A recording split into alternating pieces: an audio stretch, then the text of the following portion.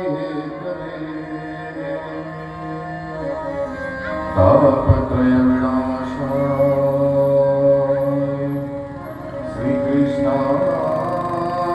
श्रीकृष्णाय वयं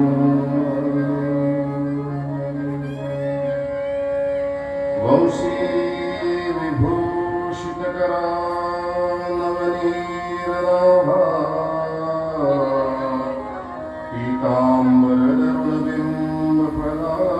पीताम्बरदरुणबिम्बफलाधरोष्टा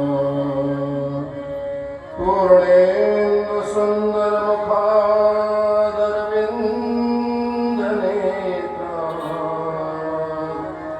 कृष्णात् परमकिमपि तत्त्वमहं न जाने कृष्णात् परमकिमपि तत्त्वमहं न जाने करारविन्दे पदारविन्दं मुखारविन्दे विनिवेशपत्रम् वटस्य पत्रस्य पुटे शयनं बालं मुकुन्दं मनसा स्मरामि बालमुकुन्दं मनसा स्मरामि वसुदेवसुतं देवं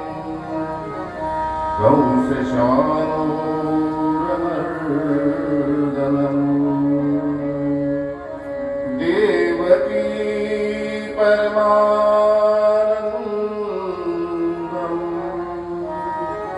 कृष्णं वन्दे जगद्गुरुं कृष्णं वन्दे जगद्गुरुम्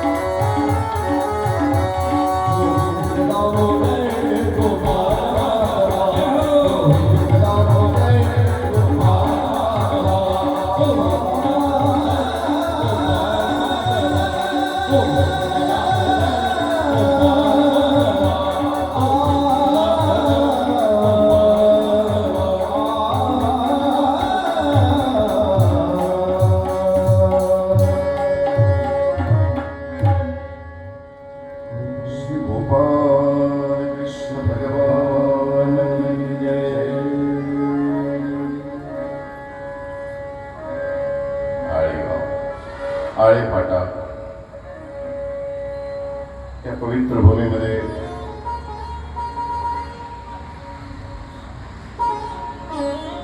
आदरणीय श्रद्धेय श्री चिमणगावकर बाबाजी यांच्या अथक प्रयत्नातून उभारलेली ही वास्तू, उभारलेलं हे मंदिर, दीक्षाविधी आणि त्यानिमित्ताने या ठिकाणी हा जो कार्यक्रम ठेवलेला आहे भागवत कथेचा किंवा श्रीकृष्ण कथामृताचा, हा प्रदेश तसा जर पाहिला तर मावळ प्रदेश याची ख्याती आहे. मावळ बनल्या जाते, जवळच जुन्नर तालुका आहे आणि जवळच त्या ठिकाणी अत्यंत पवित्र असलेलं महाराष्ट्राचे आराध्य दैवत असलेले छत्रपती शिवाजी महाराज यांच्या पावन स्पर्शाने पवित्र झालेली ही भूमी आणि ह्या मावळ प्रांतामध्ये हा होत असलेला श्रीकृष्ण कथेचा हा कार्यक्रम कसा अजब संयोग आहे. बाबाजी आणि मी एकाच ठिकाणी संवत्सरला आले होतो. मी मोठ्या हॉलमध्ये होतो, बाबा लहान हॉलमध्ये होते. त्यावेळेस संवत्सर या ठिकाणी आमच्या विद्यार्थ्यांमध्ये दर शुक्रवारी सुट्टी असायची आणि शुक्रवारी सगळे विद्यार्थी मिळून आम्ही एक वक्तृत्व स्पर्धा अशी ठेवली जायची. लुटोपुटीची लढाई, प्रत्येकाला 5 मिनिटं दिल्या जायची. ते 88-89च्या काळामध्ये बाबाजी अत्यंत उत्कृष्ट पट्टीचे वक्ते म्हणून त्या ठिकाणी बाबांची गणना व्हायची. आमचं मात्र थरकाप व्हायचं. उभं राहायचं म्हणलं की काही सुधरत नव्हतं. आम्ही तयारी करायचो, आम्हाला विषय द्यायला राहायचं. आज काय बोलायचं, 5 मिनिटं बोला तुम्ही. 5 मिनिटं बोलायला गेलो की हातपाय कटकट करायचे. पण बाबाजी अत्यंत सुंदर प्रकारे आपलं जे मत होतं किंवा त्यांना जे सांगायचं होतं ते अत्यंत निष्णातपणे त्या ठिकाणी ते सांगायचे. बाबाजीचा ज्यावेळेस मला फोन आला की या ठिकाणी कथा करायची आहे, त्यावेळेस मला थोडंसं आश्चर्य झालं. कारण आमच्याकडे असलेल्या ताई ज्या आहेत ते पुण्या ह्या भागातल्याच आहेत. मी म्हणलं असा फोन आलेला आहे बाबांचा, कथा करायची बाबा म्हणतायत. बाबा स्वतःच विद्वान आहेत. ते म्हणाले हो, बाबा स्वतःच महावाक्याची पूर्ती करतात. बाबांचं पुणे जिल्ह्यामध्ये कार्यक्रम सुरू असतात. बाबांकडे विद्यार्थी जे आहेत, विद्यार्थिनी जी आहेत, ते आमच्या वाटणापूरला ज्यावेळेस आले त्यावेळेस मी सहज त्यांची परीक्षा घेतली. आहे ती विद्यार्थी, उद्या त्यांची दीक्षा आहे. म्हणजे का हो, उद्या तुमची दीक्षा आहे? हो. म्हणजे दीक्षा घ्यायच्या अगोदर तुम्हाला माहिती का अत्यंत कठीण आहे हे, इतकं सहज आणि सोपं नाही आहे. संन्यास देणे म्हणजे 6चा त्याग करणे, 6चा करी न्यास तया म्हणावे संन्यास, हे इतकं सोपं नाही आहे. भगतसिंग राजगुरू हे ह्याच भागातले आमच्या, राजगुरुनगर पुणे जिल्हा. अहो, यांनी काही वर्ष क्रांती केली, 5 वर्ष 10 वर्ष फासावर लटकले, संपलं आयुष्य. शहीद म्हणून, हुतात्मा म्हणून त्यांची गणना केली जाते. इतिहासामध्ये त्यांच्या नावाची नोंद आहे. आजही आदराने त्या ठिकाणी आपण नतमस्तक. परंतु संन्यास घेणे ही 1 दिवसाचं मरण नाही, 1 वर्षाचं मरण नाही. हे 5-10 वर्षाचं किंवा लिमिटेड वर्ष इतकं मरण नाही.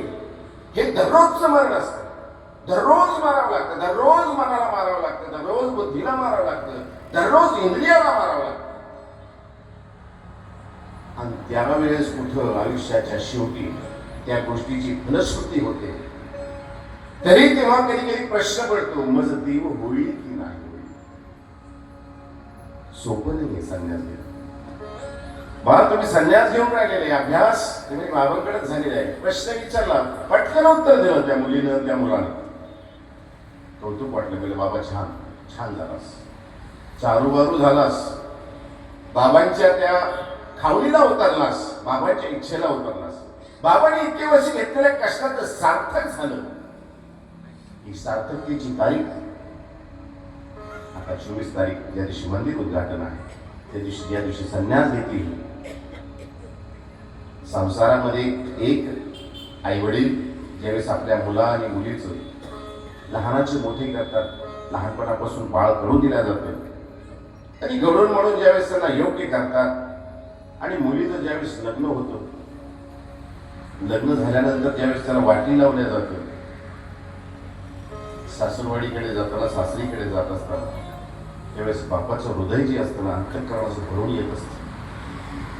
माझ्या जीवनात सार्थक झालं, मी माझ्या मुलांना योग्य प्रकारे शिक्षण दिलं, योग्य प्रकारे संस्कार दिले आणि संस्कार देऊन आज ती सासरी चालली आहे. पूर भरून येतं वडिलाचं, तो कर्ज काढील, काही विकेल टिकेल, पण मुलीची बराबरी करेल. त्याप्रमाणे हा आमच्या परमार्थामध्ये ज्यावेळेस आम्ही शिष्याला घेतो ना, आणि शिष्य घेतल्यानंतर ज्यावेळेस त्याला शिकवतो, धर्माचे धडे देतो, बाळ घडू देतो, त्याला गुरुकुळामध्ये पाठवतो आणि बाळ घडून पाजल्यानंतर, संस्कार दिल्यानंतर ज्यावेळेस तो संन्यासाला तयार होतो ना, त्यावेळेस गुरुचं अंतःकरण जे आहे ना, ते असं गदून भरून येत असतं. बाबा तशी मनाची फार आवडे. पहिल्यापासून मी बाबांना पाहतो, अजात शत्रू माणूस. संवत्सरला कोणी शत्रू नाही, कधी कोणाची भांडण नाही. आमचं तरी भांडण व्हायचं, बाबांचं कधी कोणाची भांडण नव्हतं. आता दत्तात्रय महाराजांच्या विशेषाला गंध लावत असताना बाबा असं अंतःकरण गदून आलं बाबांचं. मी बाबाच्या पाठीवर हात ठेवला, बाबा हावड्या मुलाची बाबा,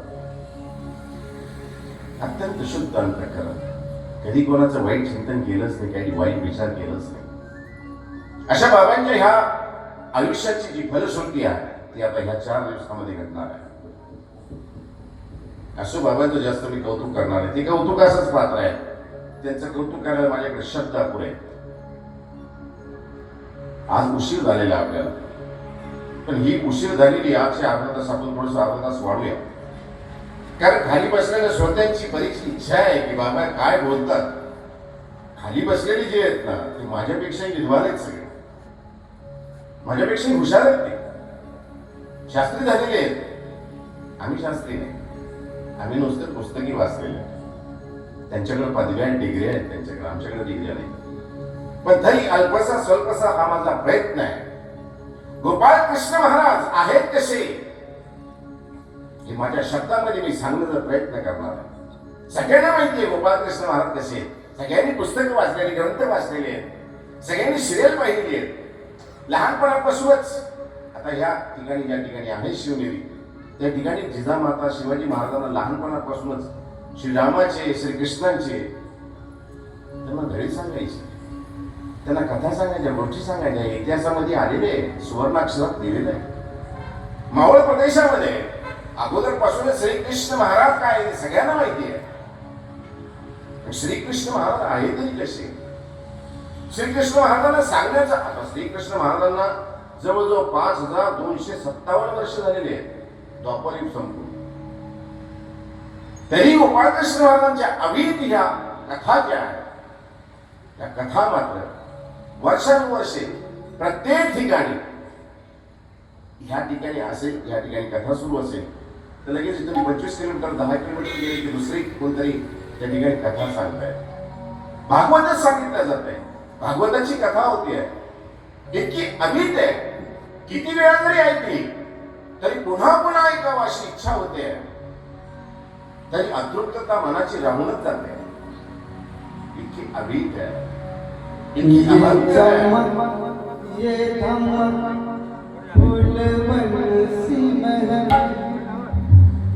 सब कुछ सरकार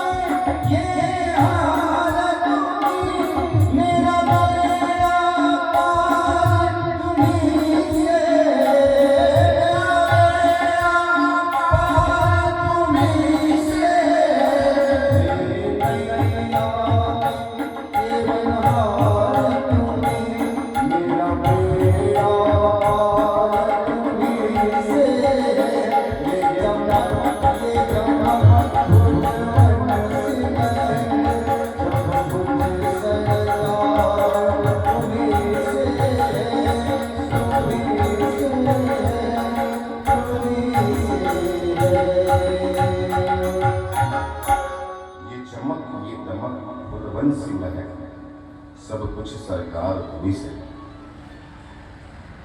ये चमक जी दिसून राहिलेली आहे, ये दमक, चमक दमक समानार्थी शब्द, साकार की लाकार, सब कुछ सरकार तुम्ही से. या ठिकाणी जोपर्यंत देवाचा आशीर्वाद राहत नाही त्या गोष्टीला, त्या गोष्टी पूर्ण होत नसतात. माणूस कितीही प्रयत्न करतो, शेवटी देवाचा आशीर्वाद हा तेवढाच महत्वाचा आहे जेवढा आई वडिलांचा आशीर्वाद महत्वाचा आहे, जेवढा गुरुचा आशीर्वाद महत्वाचा आहे.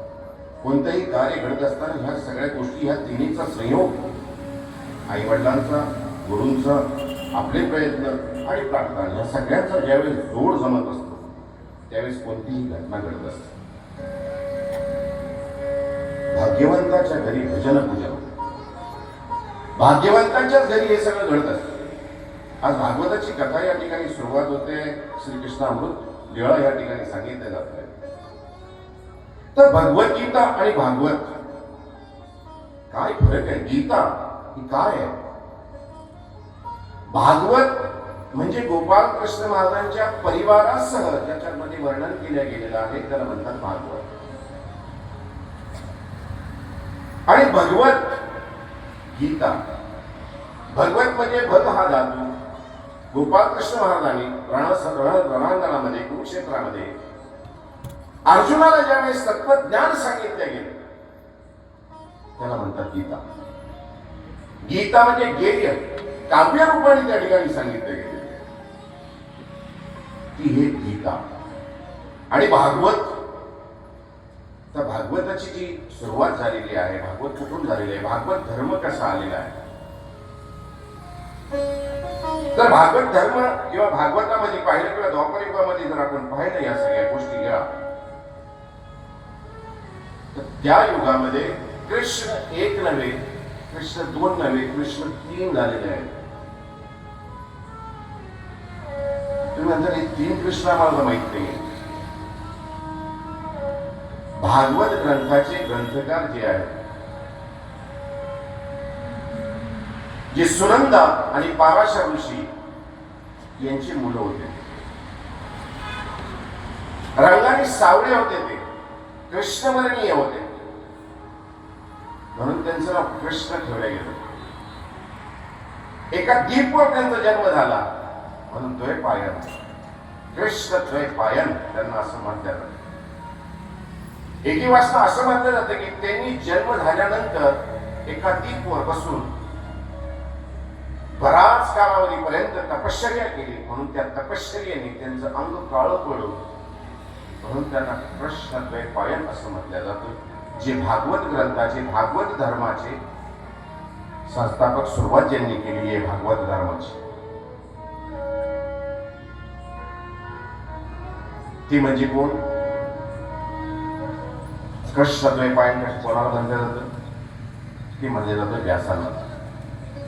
याला काय म्हणलं जातं? व्यासपीठ.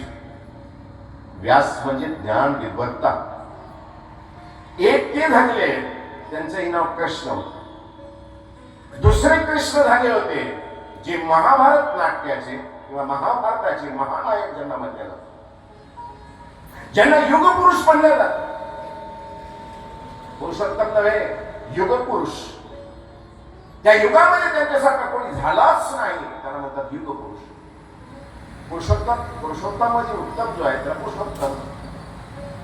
तसं जीवन जगावं हे त्यांनी सांगितलं, परंतु हे मात्र युगपुरुष म्हणले गेलेले आहे.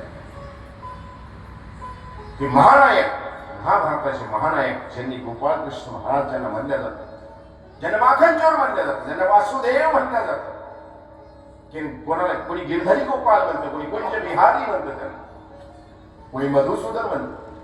एक नव्हे, दोन नव्हे, 108 नावं त्यांची अशी नामावली त्यांची. हे महाभारताचे महानायक गोपाळ कृष्ण महाराज, जे वसुदेव आणि देवकींच्या उदरी ज्यांनी जन्म घेतलेला आहे आणि नंद यशोदेच्या घरी त्यांचं 11 वर्षापर्यंत पालन पोषण झालेलं आहे, ते महानायक. तिसरा एक गाव कृष्ण झालेला आहे, पंढरू देशचा राजा, ज्याचं नाव पौंडरिक असं नाव आहे. त्याच्या वडिलांचं नाव वासुदेवच होतं. पण त्याला चाटुकरी करणारे त्याच्या आजूबाजूच्या प्रदेशातले त्याचे मित्र परिवार त्याला म्हणायचे की अरे कृष्ण तू आहेस, तू खरा कृष्ण आहे, कारण तुझ्या वर्णाचं नाव वासुदेव आहे आणि तू राजा आहे, तूच खरा कृष्ण आहे. असं पौंड्रिकाला म्हटलं. हा पौंड्रिक गोपाळकृष्ण महाराजांचं वैर करायचं, द्वेष करायचा गोपाळकृष्ण महाराज. त्यांना हिरवायचा. तो त्यांना म्हणायचा तू गाला आहेस, तू गाईच्या पाठीमागे राहणारा गुराखी आहेस, तू कशाचा कृष्ण, तू कशाचा देव आहे, मी देव आहे. असं गोपाळकृष्ण महाराजांचा नेहमी हिरून गोपाळकृष्ण महाराजांचा अपमान करायचा. एक दिवस त्यांनी गोपाळकृष्ण महाराजांना आव्हान दिलं की मी खरा कृष्ण आहे. तो गोपाळकृष्ण महाराजांचा सुदर्शन चक्र, नकली सुदर्शन चक्र, नकली बोरपीस लावायचा, गोपाळकृष्णासारखा मुकुट धारण करायचा, गोपाळकृष्ण महाराजांचा पिवळा पितांबर धारण करायचा आणि स्वतःला कृष्ण वर्ण घ्यायचा. एक दिवस गोपाळकृष्ण महाराजांचं आव्हान केलं, ये म्हणाले मीच खरा कृष्ण आहे, युद्ध कर माझ्यासोबत. गोपाळकृष्ण महाराज त्याच्यासोबत युद्ध करायला गेले. युद्ध केलं, भयानक युद्ध झालं, भयंकर युद्ध झालं. गोपाळकृष्ण महाराज त्याचं सगळं नकलीच होतं. वस्तुपणी नकली आहे, कृष्ण ही नकलीच आहे, सुदर्शन चक्रही नकलीच आहे. गोपाळकृष्ण महाराजांनी पाणीपत करून टाकलं, संपवून टाकलं. सुदर्शन ओरिजिनल जे सुदर्शन चक्र होतं त्यांनी त्याचं मुंडकं उडवलं. असे 3 कृष्ण या द्वापर युगामध्ये झालेले आहेत. आपण मात्र यांची कथा ऐकणार आहोत.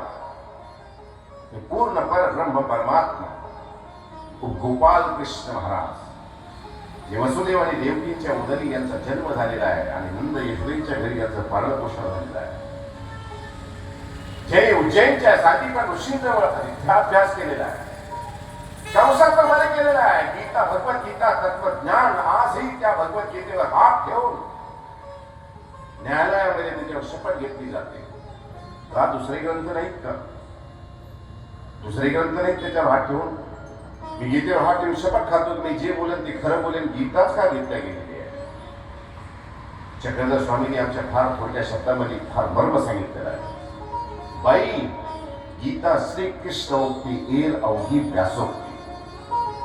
गीता जे आहे ते तत्वज्ञान प्रत्यक्ष परब्रह्म परमात्माने आपल्या श्रीमुखातून कुरुक्षेत्राच्या रणभूमीमध्ये ज्यावेळेस 11 अक्षयणी सेना कौरवांची आहे आणि 7 अक्षयणी सेना पांडवांची आहे आणि मध्य ज्यावेळेस अर्जुन व्रत घ्यायला सांगतो आणि हातभर होऊन ज्यावेळेस तो आपले शस्त्रास्त्र टाकून देतो, गांडी धनुष्य टाकून देतो, वेपदुष्य शरीरे में रोम हर्षस्य जायते गांडीवम संसते हस्तात तच्चैव परिधीयते.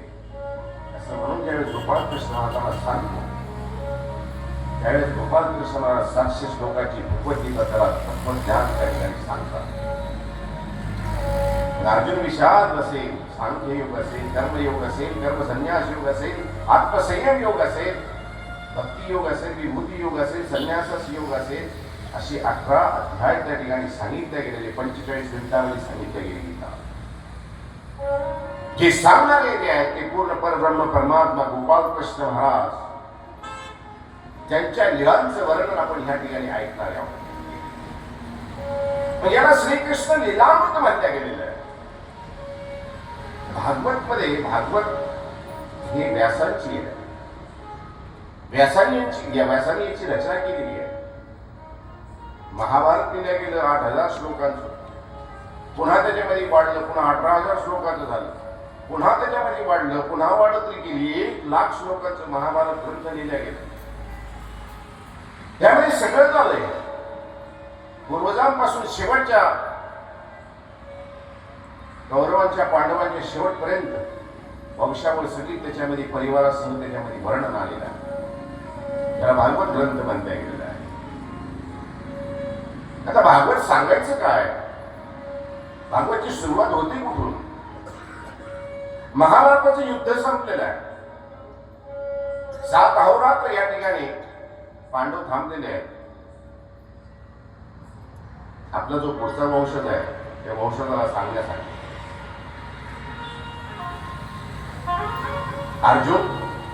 अर्जुनाचा मुलगा अभिमन्यू आणि अभिमन्यूचा मुलगा परीक्षिताचा मुलगा जन्मेजय. भागवत सांगितलं गेलं परीक्षितांच्या मृत्यूनंतर परीक्षांना ज्यावेळेस मृत्यू समोर दिसलेला आहे,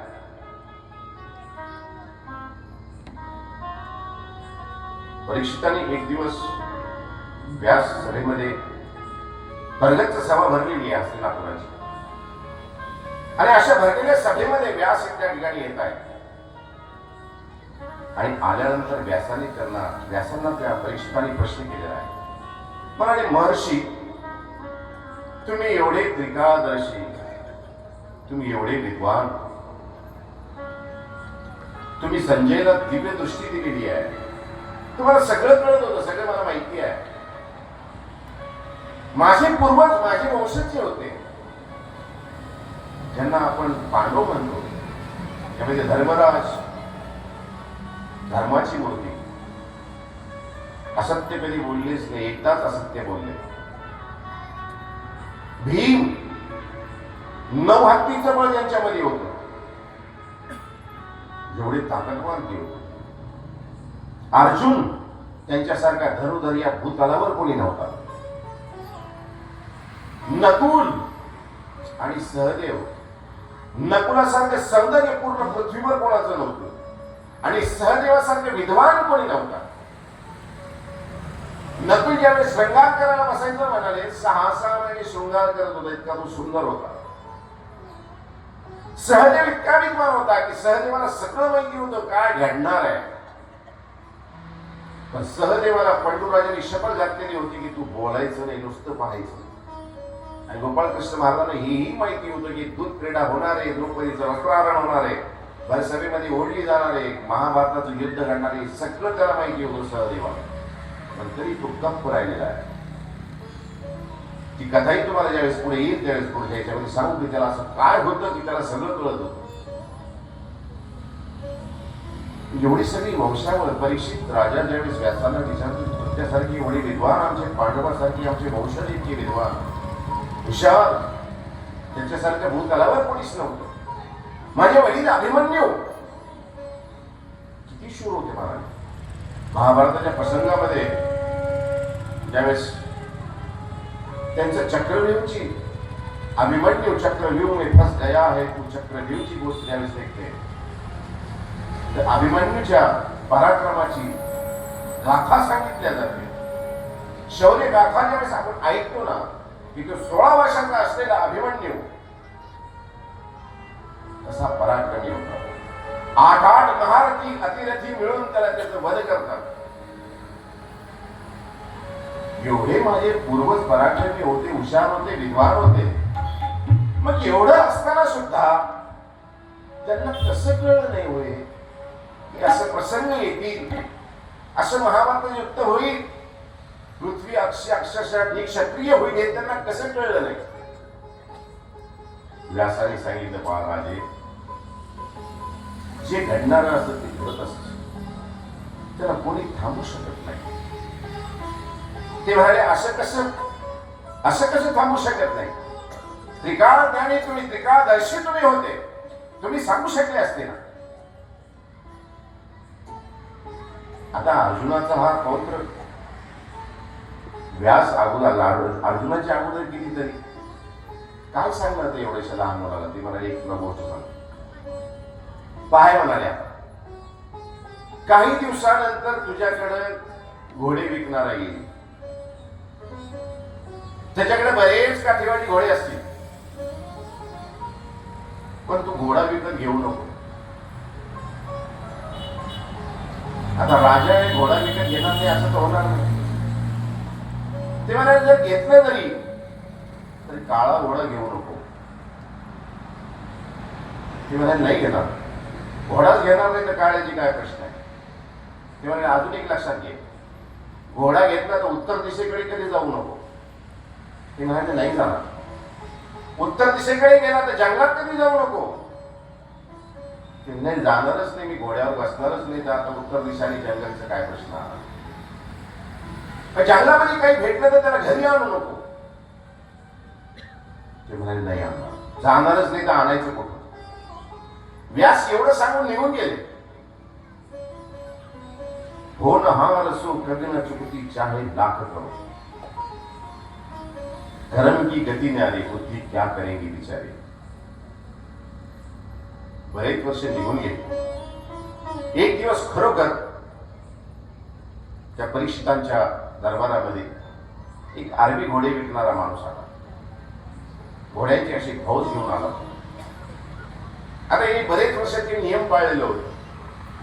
थोडस धुसर पुसटस त्याच्या बुद्धीतून कमी झालं की व्यासाने आपल्याला काय सांगितलेलं आहे. शेवटी खंडज्ञान सांगितलेलं आहे.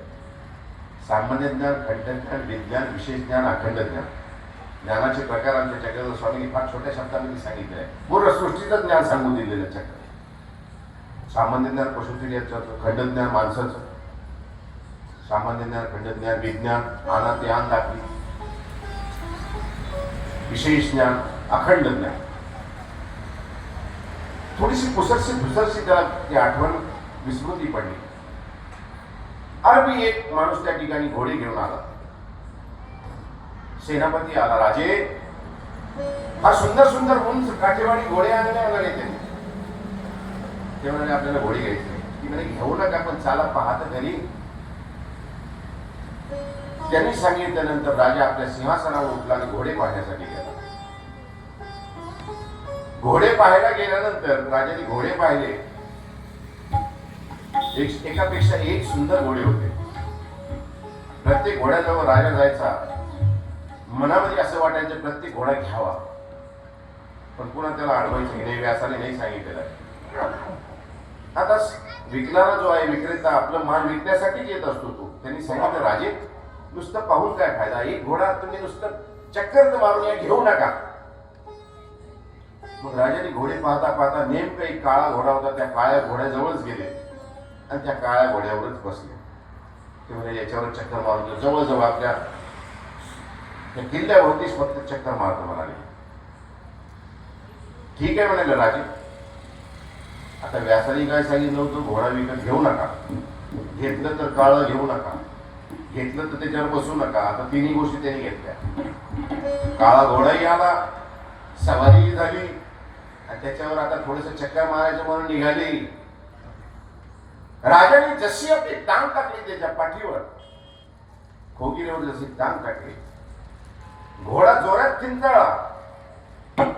घोडा जोरात किंचाळला आणि हवेच्या वेगाने तो उडत निघाला. जसा वेगाने तो बाहेर पळाला, राजा आवरता आवरल्या जायचा तो घोडा. घोडा पळता पळता पळता पळता राजाने आटोकाट प्रयत्न केला त्याला थांबवण्याचा, पण घोडा काही थांबत नव्हता. शेवटी घोडा पळत पळत पळत पळत एका जंगलामध्ये गेला. जंगलामध्ये गेल्यानंतर राजा वाट चुकला. वाट चुकल्यानंतर संध्याकाळ झाली. किड्यांचा किडकिडाट सुरू झाला. राजाला बाहेर यायचा रस्ता सापडला. कुठेतरी लांब एक झोपडी दिसली, म्हणून राजा त्या झोपडीजवळ जाण्यासाठी निघाला. घोडा तर निघून गेलेला आहे, पण त्या ठिकाणी पाहिलं ते एक ललना, एक सुंदर स्त्री त्या ठिकाणी बसलेली आहे, रडते. आता राजाच हा, करुणेचा सागरच हा, त्या बाईजवळ गेला. बाई का रडते? ती म्हणाली, काय सांगू माझं दुःख, माझी आई वारली, वडील मला सोडून गेले, मी जंगलामध्ये एकटीच आहे. इतकी सुंदर स्वरूपवान ललना त्या जंगलामध्ये एकटीच आहे हे पाहिल्यानंतर राजा म्हणाले, चल माझ्यासोबत. राय म्हणाले, आपल्या किल्ल्यामध्ये इतक्या दासी आहेत, तू एक दासी म्हणून काय, जंगलामध्ये जाऊ नको. जंगलामध्ये गेला, काही भेटलं तर घेऊन येऊ नको घरी. घरी घेऊन ती बाई घेऊन आला. आल्यानंतर ती लग्न त्या वाड्यामध्ये आले. सगळ्या जेवढ्या होत्या त्या राण्या, त्याच्यापेक्षा सगळ्यापेक्षा सुंदर ती होती. राजाचं मन मोहित झालं. राजाने त्याच्याशी लग्न करून घेतलं. काही दिवस गेले. आता राजा एक दिवस त्यांच्या रंगमहलामध्ये गेल्यानंतर ती लल्ला म्हणते, का हो राजे, आपण एवढे मोठे चक्रवर्ती राजे आहात आणि आपण असं गुपचूप लग्न केलं, हे बरं आहे का? आपलं लग्न तर मोठ्या थाटामाटात व्हायला पाहिजे होतं, पण आपलं लग्न असं गुपचूप झालेलं आहे, काही बरोबर वाटत नाही. माझी अशी इच्छा आहे, ज्याला राजे वगैरे नाही आले तर हरकत नाही आहे, परंतु साधू संतांना बोलवावं आणि त्यांना आपल्या हाताने जीव खाऊ घालावं. राजाला एक तो सल्ला पसंत पडला. दैवगती न्यारी बुद्धी काय करी विचारी. हे काय? एक सुंदर एक भजन आहे. दैवगती ही न्यारी बुद्धी काय करी विचारी. दैवगतीमध्ये जे लिहिलेलं असतं ना, त्यात तुम्ही कितीही हुशार असले तर काही होत नाही. दानशूर हरिचंद्र वाहतो पाणी ढोल्या घरी. रामचंद्र प्रभू 14 वर्षे विनती पाहणी होती. सती द्रौपदी दैवगतीने ओढे सभे माझारी. श्रीकृष्ण तव ते असोनी पांडव फिरती विकाली. दैवगतीचा अवघड वाट वाहती सकळ दरणारी. तुकड्या दास मने ओ सारी ना चुके देव आसुरी. दैवाची गती कधी कोणाला चुकत नसते. तुम्ही खेळ कुणाला दैवाचा कळला.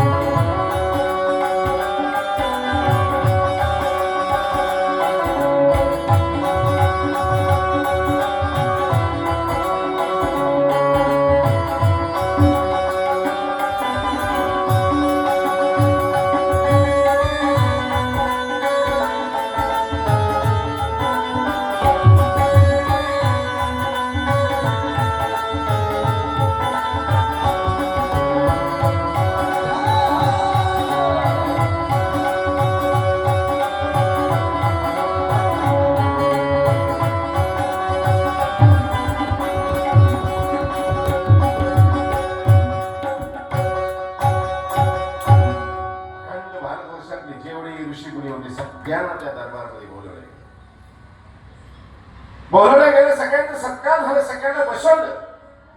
षोडशोपचारी पूजा केली. आव्हान वासरम पद्य मर्ग दानमतपुरम. बोलवायचं, पाय धुवायचे, हालपुराने सत्कार करायचा, पाय घड्या घालायचे, आसनावर बसवायचे. तसं तुम्ही आल्यानंतर जसं तुम्ही केलं ती षोडशोपचारी पूजा मध्ये सगळी क्रिया आहे. आव्हान वासरम पद्य मर्ग दानमतपुरम. षोडशोपचारी पूजा केली. सगळ्यांना, ऋषी मुलींना सगळ्यांना बसवलं.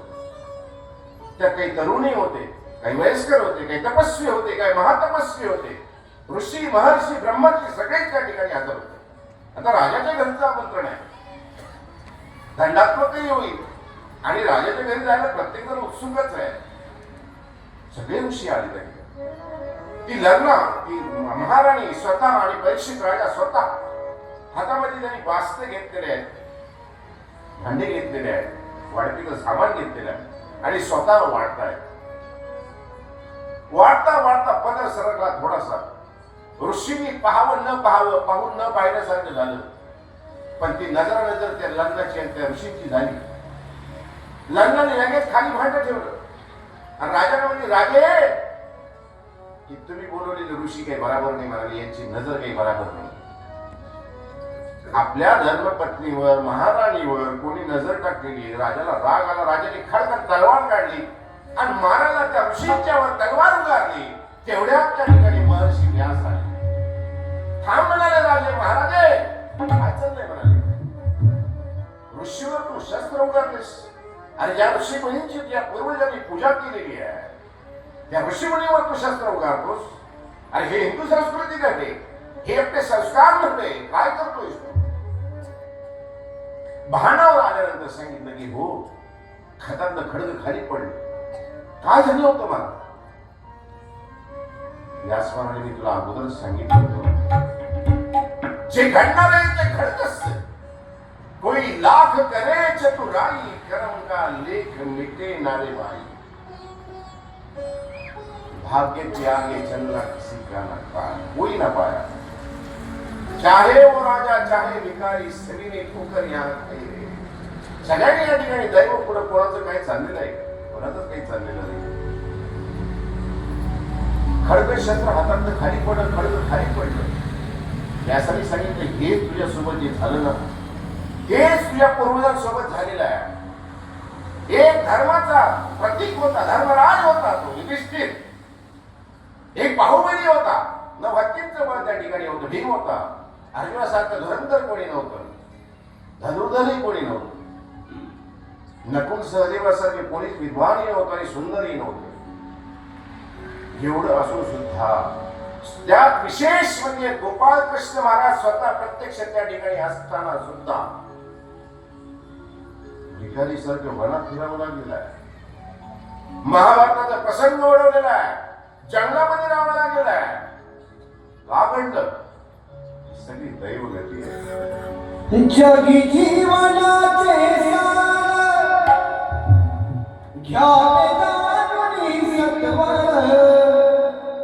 जैसे जाचे कर्मा तैसे फळ देतो ईश्वर.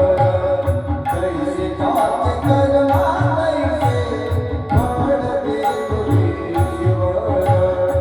जगी जीवनाचे सार घ्यावे जाणूनी सत्वर. जगी जीवनाचे सार घ्यावे जाणूनी सत्वर.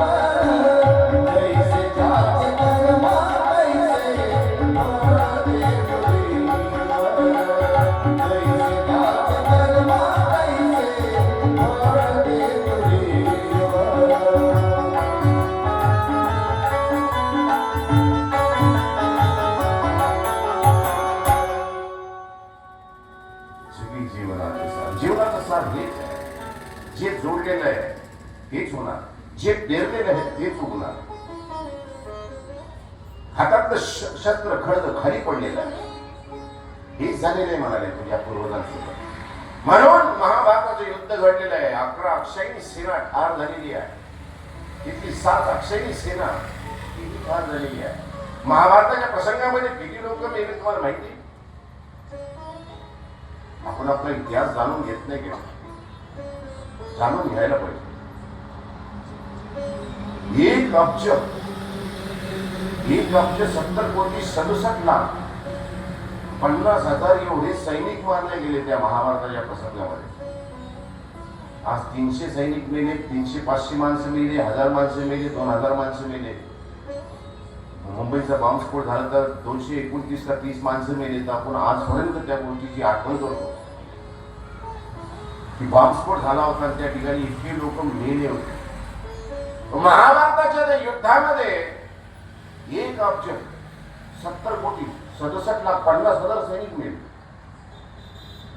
कोणीच राहिलं नाही. माती लाल झाली त्या ठिकाणची. आजही त्या ठिकाणची कुरुक्षेत्र या ठिकाणी जर तुम्ही गेले उत्तर भारतामध्ये जाऊन आलेच का बरेच जण. माती आजही त्या ठिकाणची लाल आहे. लाल माती काय आहे? आपल्या महाबळेश्वरला लाल माती आहे. भारतामध्ये फक्त 2च ठिकाणी लाल माती आहे, एक कुरुक्षेत्रामध्ये, एक महाबळेश्वरला. काही ठिकाणी तुरळक ठिकाणी आहे, पण कुरुक्षेत्र या ठिकाणी मात्र पूर्ण लाल माती आहे. त्याचं कारण ते रक्ताने माखलेली आहे ती. रक्ताचे 5चे 5 नदीच्या नद्या वाहिलेल्या आहेत त्या ठिकाणी. एवढे सैनिक मारले गेले आहेत, म्हणून त्याला महाभारत बनल्या गेलेलं आहे. महाभारताचं युद्ध बनल्या गेलेलं आहे. अशा या महाभारताच्या या प्रसंगामध्ये ज्यावेळेस पांडव हिमालयाकडे गेलेले आहेत निघून, आणि गादीवर त्यांनी परीक्षिताला बसवलेला आहे. परीक्षिताला काळ म्हणजे आता कलियुगाची सुरुवात आहे, आणि कलियुगाची सुरुवात व्हायच्या अगोदर आता हिंदीमध्ये एक म्हण आहे, खुदा जब हुस्न देता है तो नजाकत आ ही जाती. खुदा ने अगर हुस्न दिया है तो नजाकत तो आनी ही चाहिए. सगळ्या गोष्टीची परिपूर्णता असेल तर माणसाला अहंकार येणं स्वाभाविक आहे. रावण पहिल्यापासून तसा होता का? रावण पहिल्यापासून तसा नव्हताच. रावणाकडे सगळ्या गोष्टी होत्या. प्रकांड पंडित होता तो, महादेवाचा निस्सिम भक्त होता, मातृभक्त होता. 9 ग्रहाच्या 9 पायऱ्या त्यांनी आसनावर बनवलेल्या होत्या. आसनावर चढत असताना आपली चढलो ना मी, अशा पायऱ्या 9 ग्रहाच्या बनवलेल्या होत्या. त्याला बसण्यासाठी इंद्राचं सिंहासन होतं. आपल्या राज्यामध्ये फार सुखी होता तो. पण शूर्पणखा त्या ठिकाणी येते. शूर्पणखाचा झालेला घोर मनस्वी अपमान, ही गोष्ट कधी आली तर तीही सांगेल तुम्हाला. ती येऊन सांगते भावाकडून वय उगवायचं होतं, म्हणून ती स्वतः या ठिकाणी नाशिक या ठिकाणी जवळ येते. रामाला म्हणते मला लग्न करायचंय. श्रीरामाला म्हणते मला लग्न करायचंय. श्रीरामाने माझं लग्न झाले नाही बाबा, हा भाऊ माझा रिकामा आहे. लक्ष्मणाला विचार. लक्ष्मणाला खिजवते. लक्ष्मण रागे भरतात, तिचं नाक कापतात. त्याला निमित्त पाहिजे. शूर्पणखा पुन्हा लंकेमध्ये जाते आणि भावासमोर रडते. पाय म्हणाले भावा, तुझ्या बहिणीची काय अवस्था केलेली आहे. पहिलेच अहंकाराने भरलेला हा सगळ्या गोष्टीची परिपूर्णता आहे. बहिणीचा झाला अपमान, आणि त्या अपमानामुळे घडलेलं पूर्ण रामायण आहे. आपल्या ठिकाणी तो राज्यामध्ये फार सुखी होता. तो त्याला काही अडचण होती. सोन्याची लंका होती त्याची. एक प्रवचनकार सांगतात 450, त्याचं 1 कोटी मतदान, 1 पेटी मतदान होतं त्याचं. हा भरल्यापूर्वीला त्याचा परिवार होता. त्याला काही गरज नव्हती रामांना खेळायची. पण अहंकार, सगळ्या गोष्टी आल्या की अहंकार येत असतो. म्हणून म्हणजे खुदा हुस्न देता है तो नजाकत आ ही जाती है. अहंकार, परिस्थिती अहंकाराने भरलेली आहे. कलियुगाची सुरुवात झालेली आहे. बसायसाठी जागा दिलेली आहे. 5 ठिकाणी जागा दिली. जुगारामध्ये ज्या ठिकाणी वेश्या राहतील, त्या वेश्या राहतील त्या ठिकाणी, ज्या ठिकाणी तुम्ही मद्यपान करताल त्या ठिकाणी, सोन्यामध्ये, असं त्या कलियुगाला जागा दिलेली आहे. ते मुकुट घातलेलं आहे डोक्यावर. आणि असं मुकुट घालून एक दिवस परीक्षित जंगलामध्ये गेले. आणि जंगलामध्ये गेल्यानंतर वाट चुकल्यानंतर अनायशा जंगलामध्ये एक ऋषी त्यांना दिसलेले, तपश्चर्या करत बसलेले. त्यांचं नाव होतं शमिक ऋषी. शमिक ऋषी ध्यानस्थ बसलेले. वाट चुकल्यामुळे तहानलेले हे परीक्षित राहिले. इकडे तिकडे पाणी पाहतायत. पाणी कुठं भेटत नाहीये.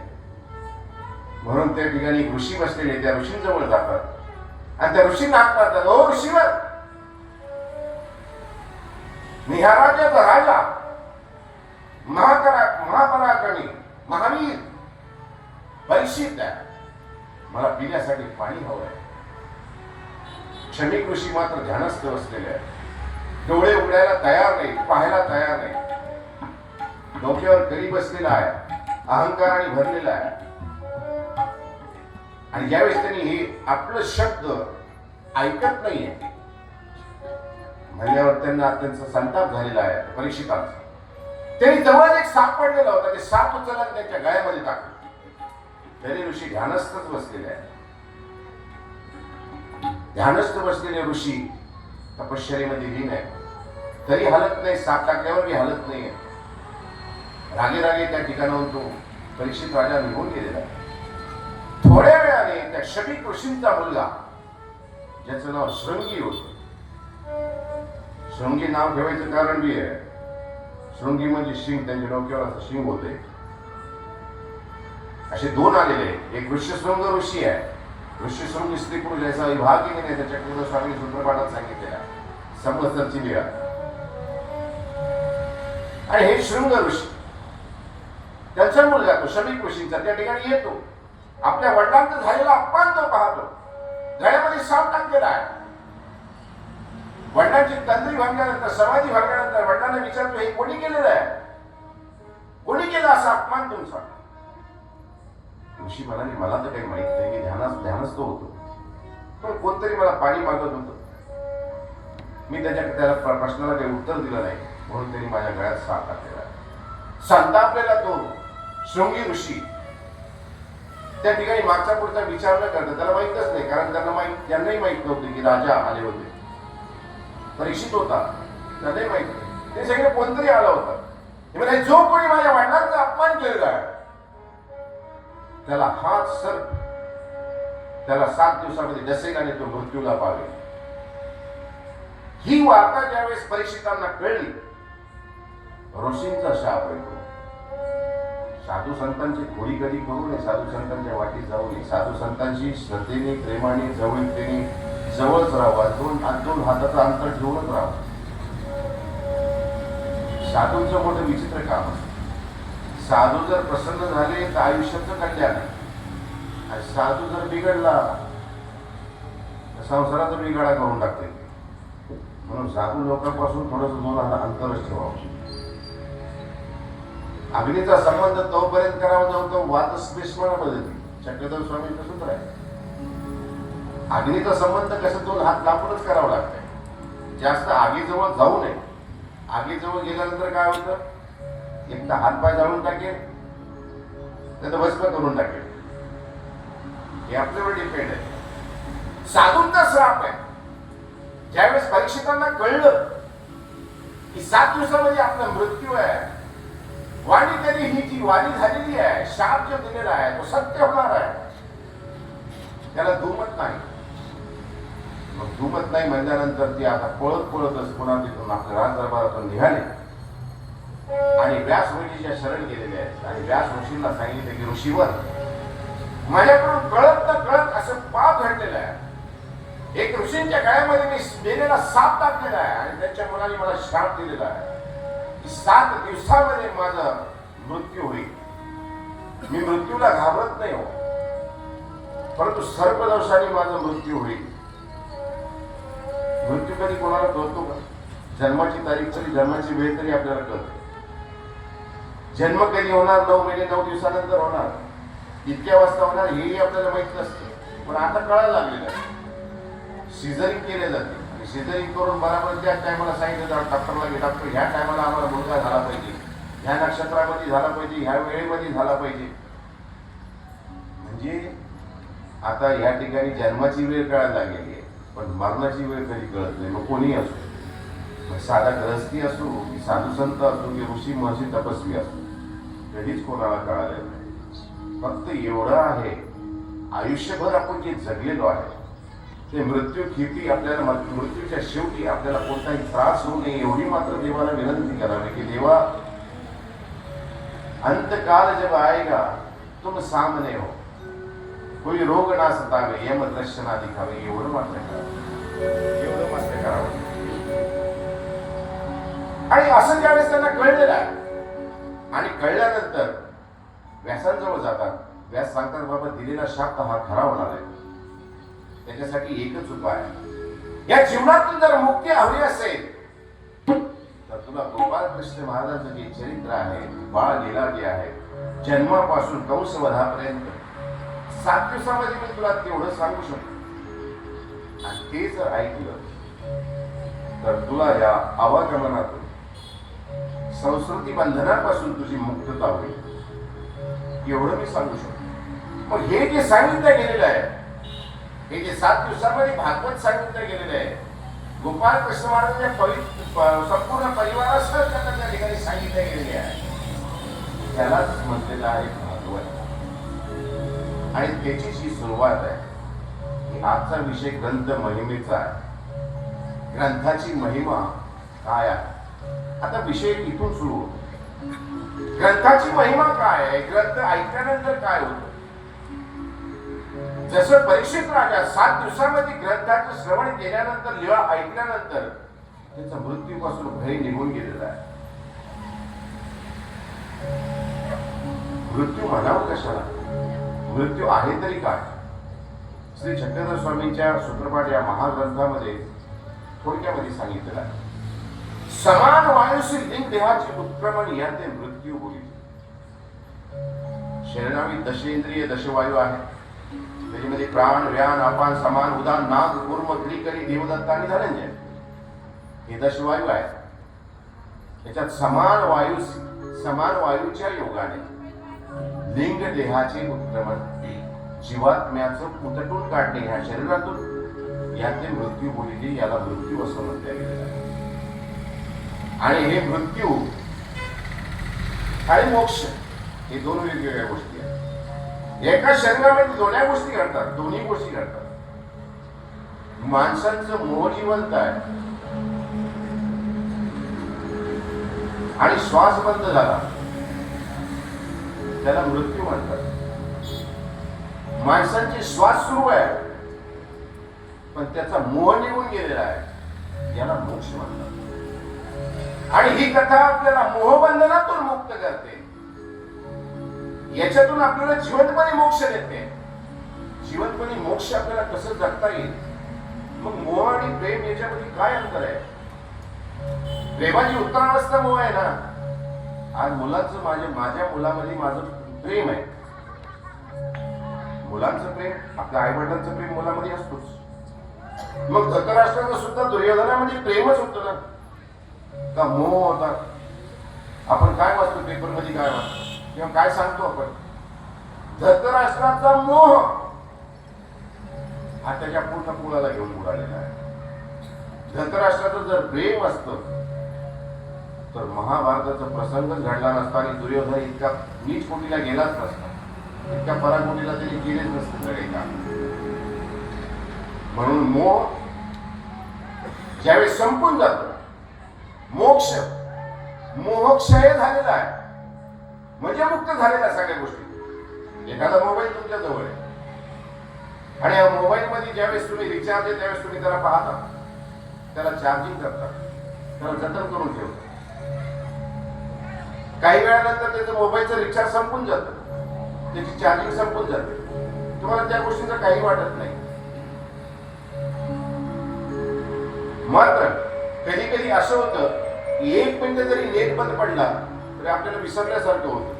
आपण मोबाईल विसरू शकत नाही. 1 मिनिट इकडे तिकडे मोबाईल झाला की मोबाईल कुठे झाला, कुठे गेला. किंवा आपण देवपूजा करत असताना कधी कधी मोबाईल बाजूला ठेवत असतो आणि देवपूजा आटपली की असं बोलतो जसं त्या ठिकाणी काय पीएमसीएमचा एखादा आपल्याकडे मेसेज आलेला आहे की एवढी जी आवडी असते ना याला म्हणतात मोह. असला तर ठीक, नसला तरी ठीक. आहे म्हणून खिशात ठेवला, नसला तरी त्याचं काही वाटत नाही. याला म्हणतात प्रेम. या दोन गोष्टीमध्ये फरक आहे. ही कथा महत्वाची आहे. ही कथा तुम्हाला मोहापासून मोकळी करते. कथा दुःखारी कथा मुक्तकारी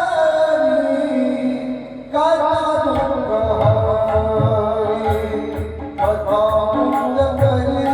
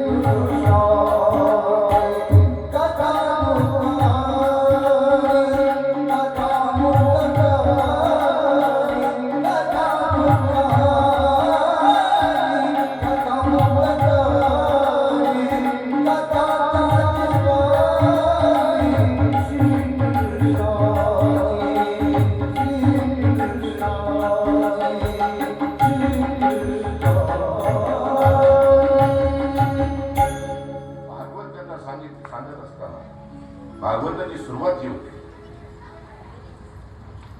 ती धुंदली आणि आत्मदेव आणि त्यांचा मुलगा असलेला धुधुकरी आणि गोकर्ण यांच्या कथेपासून सुरुवात होत असते. आता ही कथा तुम्हाला थोडक्यात सांगून देतो भागवताची.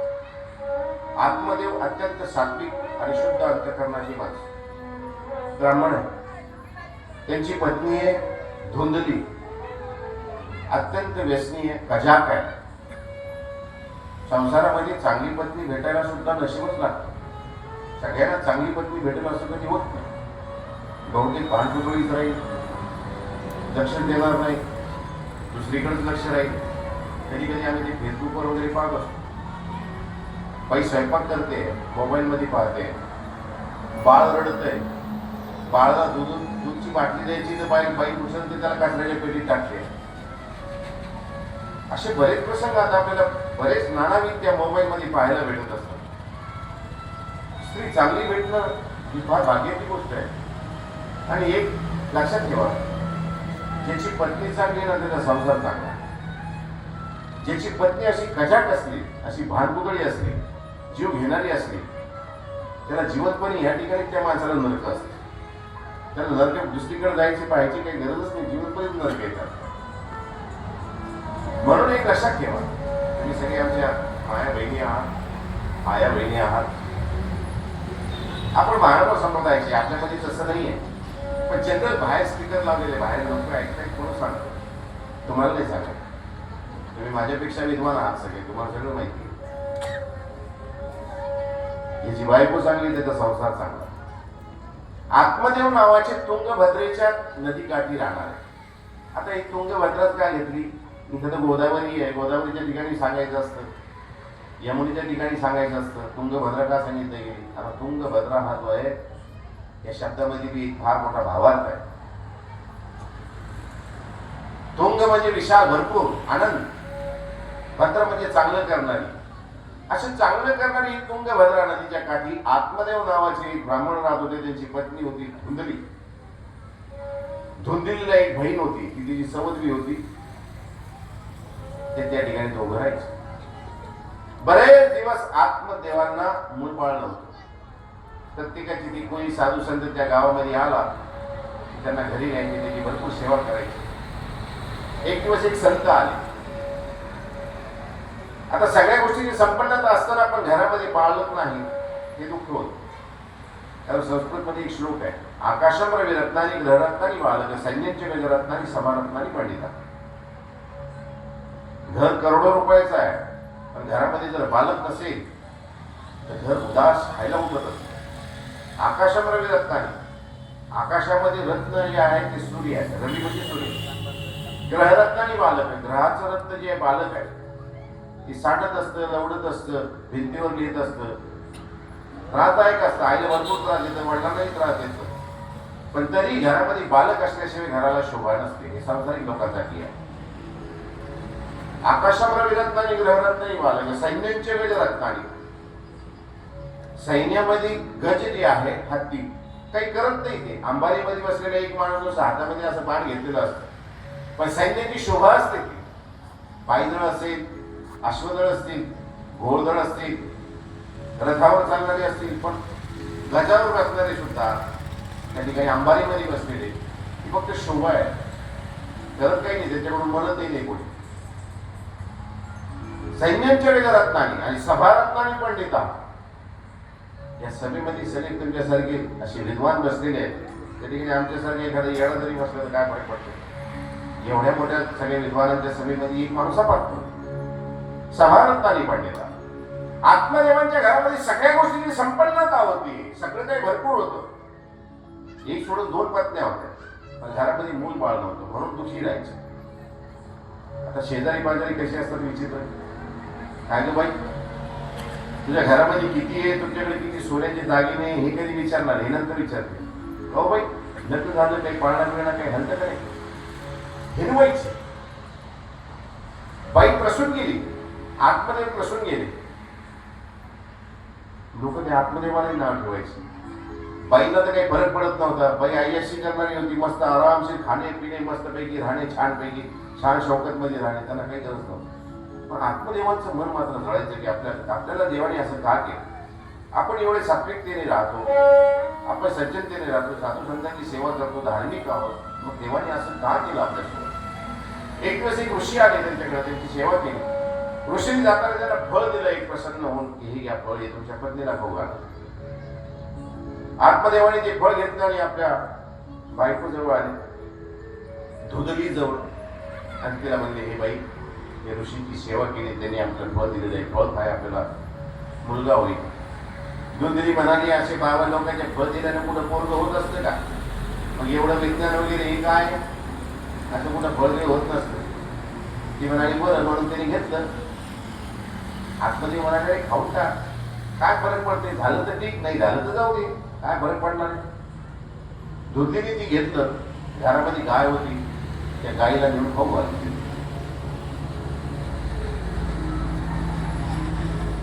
बरेच दिवस झाले, ऋषी पुन्हा त्या ठिकाणी आले. ऋषी आल्यानंतर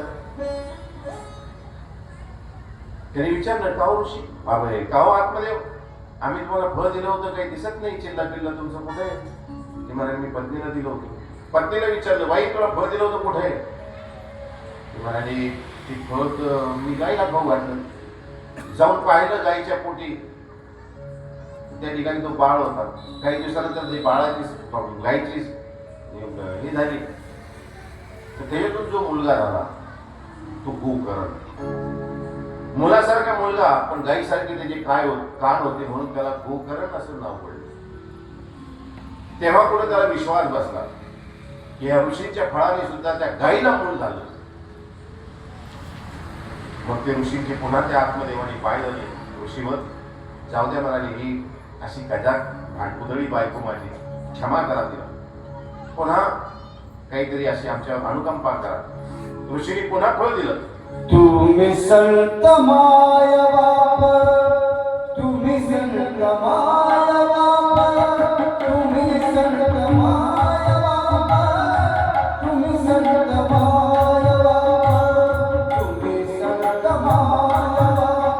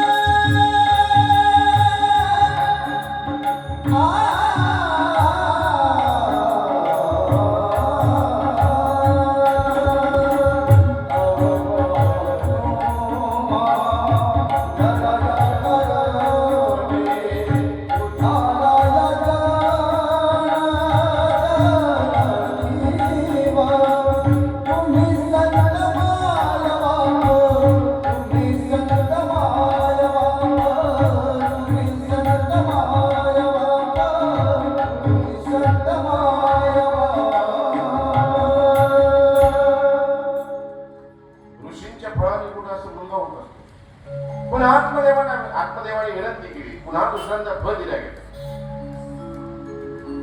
आता एक मुलगा गोकर्ण झाला होता. आत्मदेवांना विश्वास वाटला, आत्मदेव निश्चिंत झाले. पुन्हा दुसरा फळ घेतलं, त्या धुंदलीला दिलं गेलं. धुंदलीने ते फळ खाल्लं नाही, आपल्या बहिणीला खाऊ घातलं. आणि ती बहीण जी होती तीही आपल्या मोठ्या बहिणीसारखीच होती. त्याच्या पोटी जो जन्म झाला त्याचं नाव ठेवलं गेलं धुंदुकरी. आता गोकर्ण जो होता गाईसारखे त्याचे कान होते. आता ही त्याचा कसं आहे, आपला तो बाळ्या, दुसरा तो बोला ना यार, बोल झाले का, थांबू का? दुसरा तो कारट्या. आता गाईच्या पोटी झालेला तो, तिला काय कळ वाटणार आहे? हा, हिला जर पासून तिच्या कळा झाल्या असतात तर याला तिला तिच्याविषयी आपलं पण वाटलं असतं. आता त्या गोकर्णाविषयी काही वाटत नव्हतं, गोकर्णाचं दिलीश करायचं. पण गोकर्ण हा अत्यंत धार्मिक निघाला.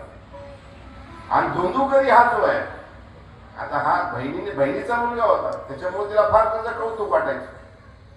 तिला भरपूर खाऊ पिऊ घालणे, वस्त्र देणे, सगळे ऐशोआरामचं सामान लहानपणापासून देणे, सगळ्या गोष्टीची उपलब्धता ज्यावेळेस वाढली, अति लाड अति कोड कौतुक झालं, धुंदुकरी बिघडला म्हणजे इतका बिघडला की मद्यपान करायला लागला, जुगार खेळायला लागला, सप्तव्यस्त त्याच्या ठिकाणी आहे.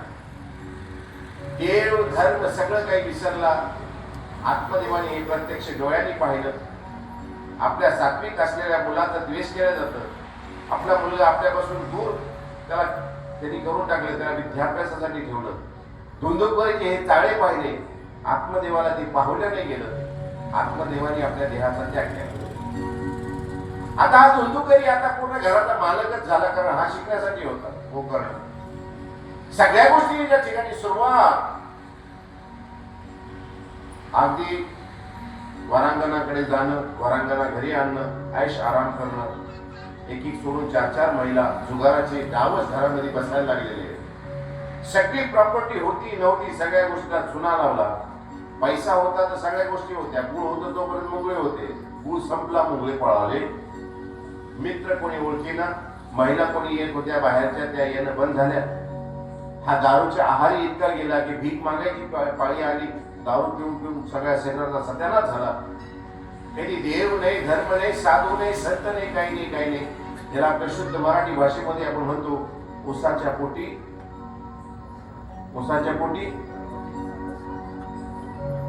काय, उसाच्या पोटी पुरुष जन्मला. चाहे बेटा कितना भी प्यारा हो, उस सर पे बिठाना चाहिए. चाहे बेटा कितना भी प्यारा हो, उस सर पे बिठाना चाहिए. जिस भवन में साता राम हो, उस भवन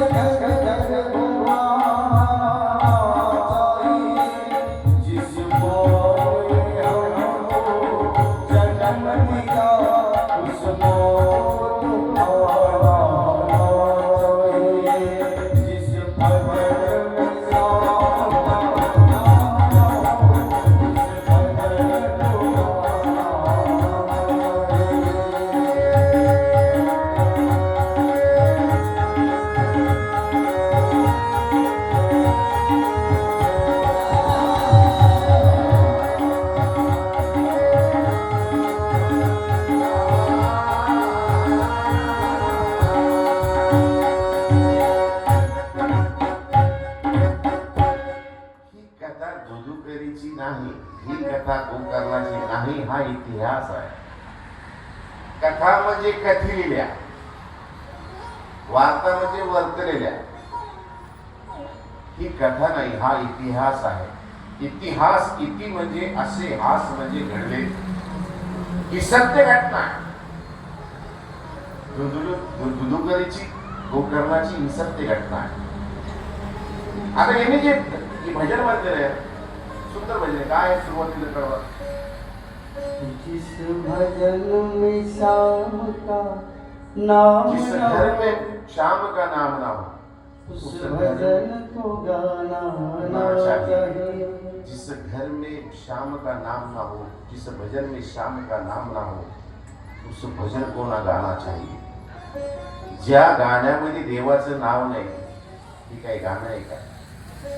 सुख शय शृंगारी तिन्ही नाही ते काही का गोष्टी, ती अरण्य रुदन की आमच्या देवाला मी सांगितलेलं आहे. ज्यामध्ये सुख नाही आहे, आपल्याला समाधान भेटत नाही. श्रेय नाही, पारत्रिक आपल्याला त्याच्यामध्ये काही भेटणार नाहीये. सुख श्रेय शृंगार, शृंगारिकता नाही, ते काही का गोष्टी, ते काही गोष्टी झाल्या का, ते काही कथ्या झाले का? आणि एक गोष्ट लक्षात ठेवा, देवाची कथा आणि माणसाची व्यथा ही अनंत, याला अंतच नसते. देवाच्या कथा तुम्ही कितीही सांगा, ज्या वेळेस जितक्या वेळेस तुम्ही सांगताल त्यामध्ये नवीन काहीतरी नवनीत निघतंय. आणि संसाराची व्यथा, त्यालाही काही अंत नसते. तुम्ही आता धुणं धुवा, तिथून उठा, 2 खांब सोडून 10 किलोमीटर 10 फुटावर दुसरी बाई भेटू द्या, लगेच संसाराचं धुणं सुरू होतं. संसाराचं धुणं सुरू होतं, आपलं धुणं सुरू होतं. आणि नवऱ्याच्या सगळ्या माहेरचं तर सगळं त्याचं धुणं सगळं धुण होतं. त्याला अंतच नाही. ही कथा आहे, त्या दिलेली आहे, पण इतिहास आहे, हे सत्य घटना आहे, असं घडलेलं आहे. त्या ठिकाणी दुधुकरी पूर्ण सत्य व्यसनामध्ये लिप्त झालेला आहे, काहीच राहिलं नाही. शेवटी अशा माणसाचं कसं होतं, जिस भजन में भगवान का नाम न हो, जिस घर में भगवान का नाम न हो, उस भजन को न गाना चाहिए, ना उस घर में जाना चाहिए. त्या घरात जाऊ नये, पाऊल ठेवू नये त्या घरामध्ये ज्या ठिकाणी देवाचं नाव नाही. भाग्यवंता घरी भजन पूजन, त्याची वाट पाहे यदुनंदन असं म्हटलं जातं. भाग्यवंतांच्या घरामध्ये भजन पूजन देवाचं, संतांचं घडत असतं. त्याची वाट पाहे यदुनंदन, देव त्याचीच वाट पाहत असतात की कुठं माझी कथा चालते, कुठं माझी वार्ता चालते, कोण त्या ठिकाणी बसलेलं आहे, कोण त्या ठिकाणी आळसानं बसलेलं आहे, कोण उगाच पळत बाबा काही बोलू नये म्हणून बसलेले आहे. असं सगळे या ठिकाणी सगळं आहे. हौसे गौसे नवसे सगळे असतात. पण तरी ऐकावं, देवाचं नाव ऐकावं. ह्या कथेने काय होतं, जसं धुंदुकरी आहे, धुंदुकरीचं काय झालं, सप्त व्यसनामध्ये असलेला, मग अशा ज्या मुखामध्ये देवाचं नावच नाही, है का नाही, है आंख वो जो शाम का दर्शन किया करे, है शीश जो प्रभु चरण में वंदन किया करे, बेकार वो मुख है जो रहे व्यर्थ बातों में, मुख वो है जो शाम, शीश जो है वो जो शाम का दर्शन किया करे. हीरे मोती से नहीं है शोभा इन हाथों की, हे हाथ जो दान दिया करे, प्रभु का नाम का स्मरण किया करे. शोभा त्याची आहे. हातामध्ये तुम्ही किती अंगठ्या घातलेल्या आहे, किती तुमच्या हातामध्ये ब्रेसलेट आहे, याला काही महत्व नाही आहे. त्या हातामध्ये देवाच्या नामाची गाठी आहे का, याला फार महत्व आहे. नाम कपडे असू द्या, पण हातामध्ये जर गाठी नसू द्या, त्या हाताला महत्व नाही आहे. मग असे हात किती येतात आणि किती जातात. पण ज्या हातामध्ये गाठी आहे ना, की आजही त्या ठिकाणी श्रद्धेने आणि नतमस्तक त्याच्या ठिकाणी त्या फोटोवर असो किंवा त्या मूर्तीसमोर असो, मात्र नतमस्तकच होतो. कारण त्या हातामध्ये देवाचं नाव आहे, देवाच्या नामाची गाठी आहे. वो कितना सुंदर होगा,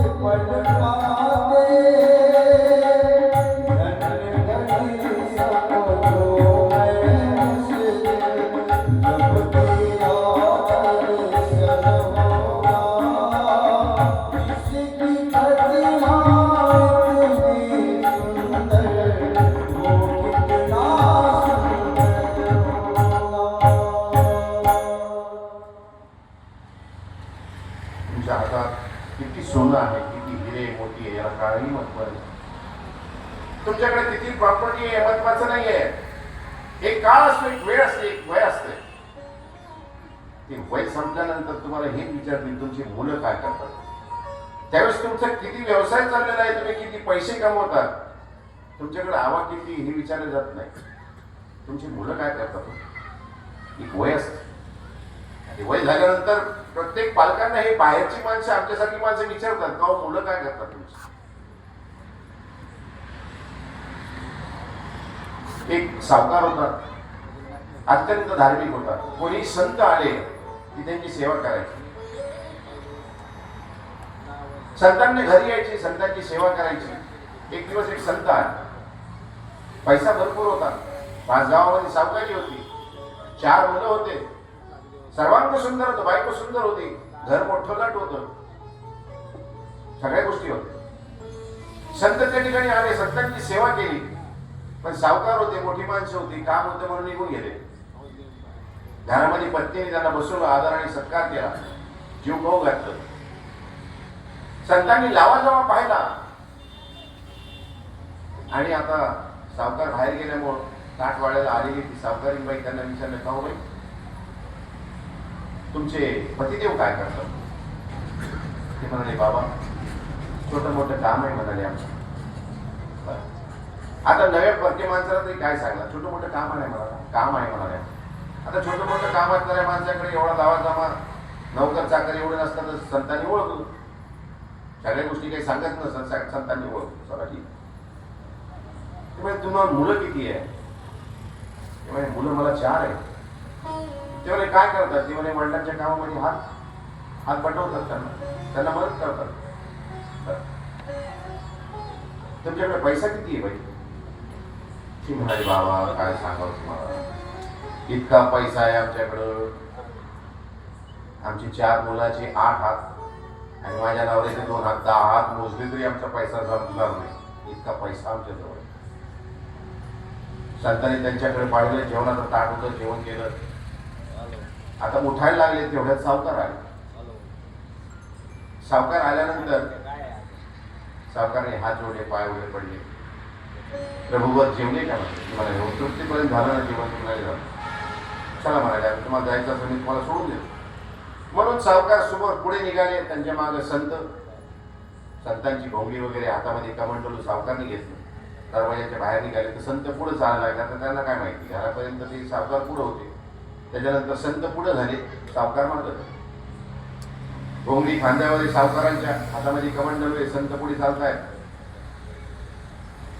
आता त्यांना असं वाटलं, आता आपण जेवण खाण वगैरे केले, दक्षिणा वगैरे घेतली, सगळं झालं व्यवस्थित. सावकाराला काही बोललोच नाही ना, पुन्हा आपण विचारू त्यांना, बोलू काहीतरी. का हो म्हणाले, राजे काय काम आहे तुमचं. ते म्हणाले, काही ईश्वराचं काम आहे म्हणाले. या ईश्वराच्या भगवान के काम में हात वाटा राहून. ते म्हणाले, समजलं नाही. ते म्हणाले, सगळं देवाचंच आहे, देवाच्या कामामध्ये थोडंसं आपलं खालीचं वाटा म्हणून थोडंसं काम करतो म्हणाले, काही जास्त मोठं काम नाही. आता देव अनंत आहे, सारी सृष्टी परमात्म्याची आहे, आम्ही किती आहे.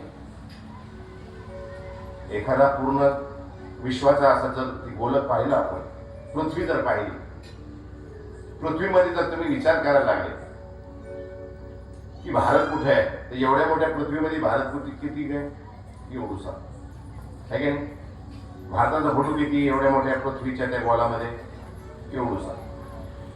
त्या भारतामध्ये महाराष्ट्र किती आहे, ते म्हणाले एवढूसा.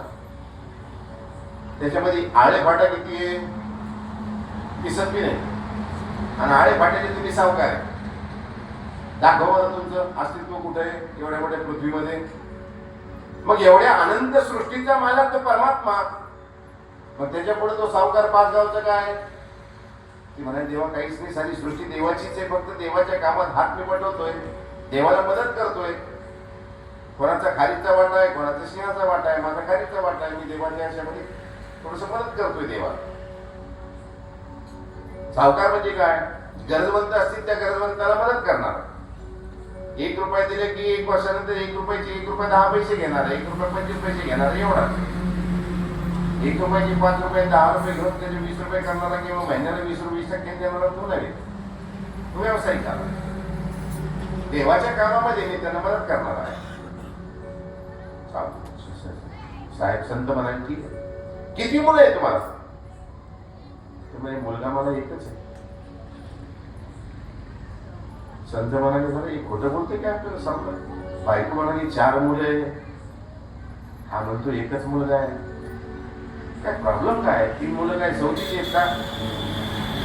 हा सांगत बाप आहे. सावकाराने विचारलं संतांनी, भाऊ तुमच्याजवळ पैसे किती आहे? ते म्हणाले, माझ्याजवळ फक्त 25,000 रुपये आहेत. संत म्हणाले, काय लवाडे ना? व्यवसाय विचारलं तर सांगत नाही, मुलं विचारले तर खोटं बोलतो. 4 मुलं आहे तर एकच सांगतो. पैसे किती म्हणलं तर बायको सांगत होती, आमचे मुलांचे 4 8 हात आणि आमची नवऱ्याचे 2 हात 10 हात मोजता संपले तरी आमचे थकून जातात, तरी आमचे पैसे मोजता येत नाही. आणि हा म्हणतो 1 लाख रुपये. संतांनी त्यांचा हात धरला. थांबा म्हणाले सावकार. लुंगी घातली, धोतरोड इन केले, काय काल भिड्या आमच्या समजता काय? काय झालं? म्हणे, आम्ही तुमच्या पत्नीला विचारलं तुमच्याकडे पैसा किती आहे? ती म्हणे, आम्हाला पैसा आहे 10 हात मोजता ठोकून जाते. सावकार हसायला लागले. काय हसता राव, खोटं बोलतात. अशा खोट्या माणसाच्या घरी मी जेवण केलं. संत म्हणाले, पुढं सावकार म्हणाले, पुढं म्हणा, पुढं सांगा. ती म्हणाली, मी तुम्हाला विचारलं तुमची मुलं किती आहेत? तुम्हाला 4 मुलं आहेत. मी तुमच्या पत्नीला विचारलं, तुम्ही म्हणता एकच मुलगा आहे. तरी सावकार हसायला लागले नाही. ते म्हणाले, बरोबर आहे, एकच मुलगा आहे. हे समजलं नाही मला. तुमच्याकडे पैसा किती आहे तुम्हाला विचारलं तर तुम्ही म्हणाले फक्त 25,000 रुपये. असं कसं? ते म्हणाले, गुरुवर तुम्हाला सांगतो, मी 5 गावचा सावकार आहे. माझ्याकडे पैसा भरपूर आहे, पण तो पैसा काय कामाचा? जो पैसा समाजाच्या उपयोगाचा नाही, जो पैसा धर्माच्या उपयोगाचा नाही, जो पैसा साधू संतांच्या उपयोगाचा नाही, गरजवंताच्या उपयोगाचा नाही, तो काही पैसा आहे का? ती फक्त रंगीत गातय. आयुष्यामध्ये माझ्या ठिकाणी आलेले संत किंवा मी केलेले धार्मिक कार्यक्रम याच्यामध्ये आतापर्यंत फक्त 25,000 रुपये खर्च झालेले आहेत. तेवढेच 25,000 माझे. बाकी तर सगळे नाशिमध्ये या ठिकाणीच राहणार आहे. कमवणं कोणासाठी? वर काही सोबत नेणार आहे का? वर सुई सुद्धा नेता येत नाही, फाटलेला मोठा सुद्धा नेता येत नाही. पैसा माझा किती आहे? जो साधू संतांच्या उपयोगी लागला, धर्माच्या उपयोगी लागला, देवाच्या उपयोगी लागला, गरजवंताच्या उपयोगी लागला. आतापर्यंत फक्त 25,000 रुपये लागले नाही, म्हणून मी सांगितलं माझ्यावर फक्त 25,000 रुपये. ते म्हणे, तुम्हाला 4 मुलं आहेत, तुम्ही एकच मुलगा सांगता. ती म्हणे, 3 मुलं धर्म करतच नाही. एकच मुलगा माझ्या साधू संतांच्या सेवेमध्ये आहे, एकच मुलगा माझ्या देवाच्या कार्यामध्ये मला मदत करत असतो, म्हणून मी म्हणले एकच मुलगा आहे. बाकी सगळा पसारा आहे. दामोदर गोपाल माधव गोविंद दामोदर. बराबर 9:15 झाले. तुम्हाला भूक लागलेली आहे, पण धुधुकरीची कथा संपवतो, ग्रंथ महात्म्य संपते. उद्यापासून आपली भागवत कथा सुरू होते. श्रीकृष्ण महाराजांच्या कथेला सुरुवात होते. यायला उशीर झालेला आहे, 7:30 वाजले. बाबा ओरडतील ना आपल्याला, बाबा पैसे घेऊन राहिले. धुधुकरी मात्र व्यसनामध्ये होता. धुधुकरी मेल्यानंतर अशा माणसाची सद्गती कशी होते? तो काही देवाच्या चरणामध्ये जाईल का? तो देवाच्या चरणामध्ये नाही, तो भूत योनीमध्ये गेलेला आहे. भोग करणं ज्यावेळेस अभ्यास करणं आला, त्यावेळेस त्याने आपली घराची अस्ताव्यस्त झालेली अवस्था पाहिलेली आहे. आपला भाऊ जो आहे तो मेलेला आहे. व्यसनामध्ये त्यांनी सगळं काही बर्बाद केलेलं आहे. आता हा अत्यंत पहिल्यापासून धार्मिक होता. काय करावं? आपल्या भावाला या योनीतून भूत योनीतून मोकळं करावं, मुक्त करावंच लागेल ना. त्यांनी प्रार्थना केली साधू संतांना, काय करू माझा भाऊ मोकळा होईल या भूतप्रेत योनीमधून? कारण घरामध्ये सगळे जाळे लागलेले आहे, घरामध्ये नाही ते आवाज येऊ लागलेले आहेत, नाही ते सावले दिसायला लागलेले आहे.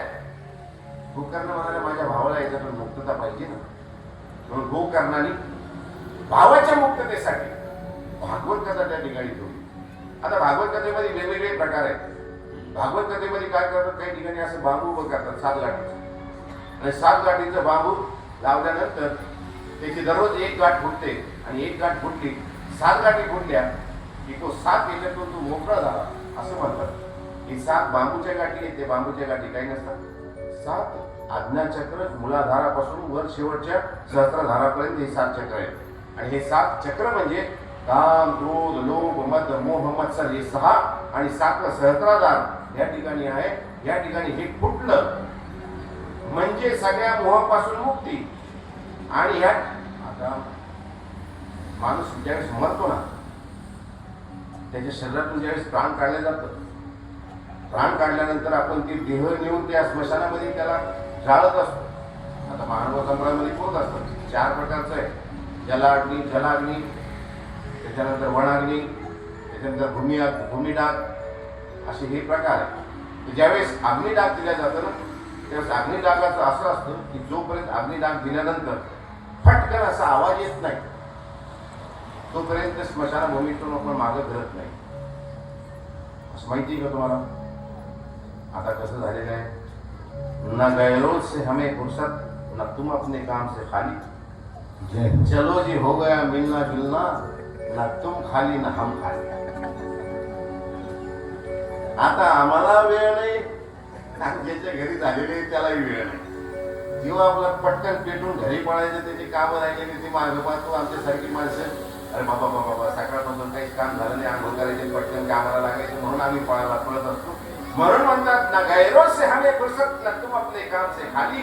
चलो जी हो गया मिलना जुलना, न तुम खाली न हम खाली. जोपर्यंत या ठिकाणचं सहस्त्राधार जोपर्यंत या ठिकाणचं फुटत नाही. आता कधी डोळ्यातून प्राण निघतात, कधी कानातून प्राण निघत असतात, कधी नाकातून प्राण निघत असतात, कधी तोंडातून प्राण निघत असतात. नवद्वारे पुरे देही नैवम कुर्वन्न कार्य गीतेमध्ये सांगितलेलं आहे. 9 द्वार सांगितलेलं आहे याच्यात. आणि त्या शरीरातल्या 9 द्वारातून हा प्राण काढला जातो.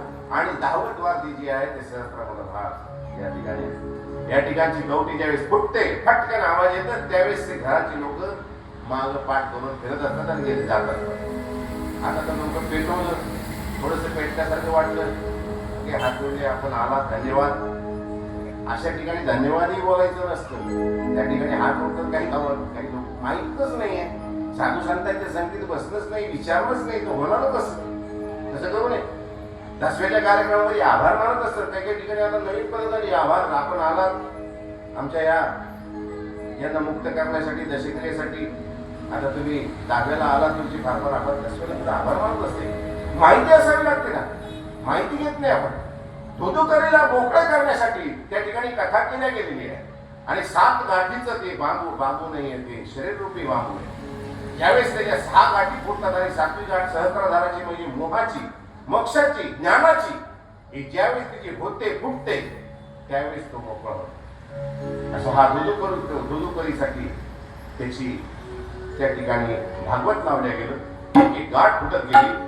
मूलाधारापासून सुरुवात झालेली आहे. मूलाधाराची पहिली गाठ आहे. मूलाधार म्हणजे सगळ्यात शेवटी होतं, ज्या ठिकाणी वीर्याचं स्खलन होतं, ती गाठ. ती गाठ फुटणं ही अवघड आहे. आणि हे ब्रह्मचर्य ज्यावेळेस राहतं त्यावेळेस ती गाठ फुटत असते. ज्ञानाची जी मूलाधाराची गाठ आहे त्यावेळेस ती फुटत असते. आणि ती फुटणे आणि बाकीच्या गाठी ऑटोमॅटिक फुटत जातात. मग काम, क्रोध, लोभ, मद, मोह, मत्सर या 6 गाठी फुटल्यानंतर ज्यावेळेस आपला मोह संपतो, ज्यावेळेस आपल्याला देवाच्या जवळ जाण्याची, देवाची इच्छा होते, मोक्षाची इच्छा निर्माण होते. शरीरामध्ये प्राणवायू सुरू असतात, पण मोह संपून जातं, ते मोक्ष असतं. प्राण निघून गेलेला आहे, परंतु इच्छा अजून राहिलेली आहे, त्याला मृत्यू असं म्हणता येईल. आपल्याला मृत्यूपासून नव्हे, आपल्याला या मोहापासून मोकळं व्हायचंय. आपल्याला मोक्षासाठी हे सगळं करायचंय. मोक्ष म्हणजे मुक्ती आहे, मोह नासून जाणे. हे कथेचं हे मेन सार हे आहे की ज्यावेळेस आपला मोह नष्ट होतो, नष्टो मोह स्मृती लब्ध्वा प्रसादान्मयाच्युत स्थितोस्मी गत संदेह करिष्ये वचनं तव.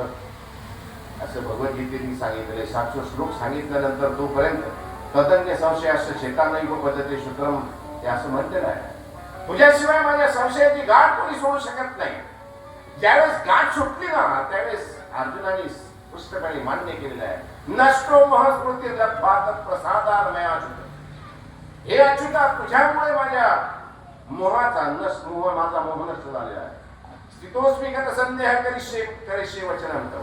आता माझं मन बुद्धी स्थिर झालेली आहे. करिष्ये वचनम तव, आता तू जे म्हणशील तेच मी करेन. नाही तर भगवान कृष्ण एक वेळा वैतागून म्हणाले, जसं करिष्ये, तुला जसं करायचं तसं कर. वाटलंच तर मागं फिर, वाटलंच तर युद्ध कर, माझं कार्य आहे. अर्जुना, तू जरी गांडीवर टाकून दिला, तू जरी नाही केलं, माझं जे कार्य आहे मी तर करून घेणारच. तू नसेल, दुसरं कोणी नाव असेल, भीम असेल, अरे एवढा मी कर्णाला उभं करून मी मला जे कार्य करायचं आहे, परित्राणाय साधूना विनाशाय दुष्कृतां, धर्म संस्थापनार्थ येथील कार्य करायचे आहे मला. तुम्ही कसंही करून घेणारच. तू कर अथवा नको करू, कार्य माझं आहे, माझी सृष्टी आहे, मला चालवायची आहे. कसं करायचंय मी करून घेणारच.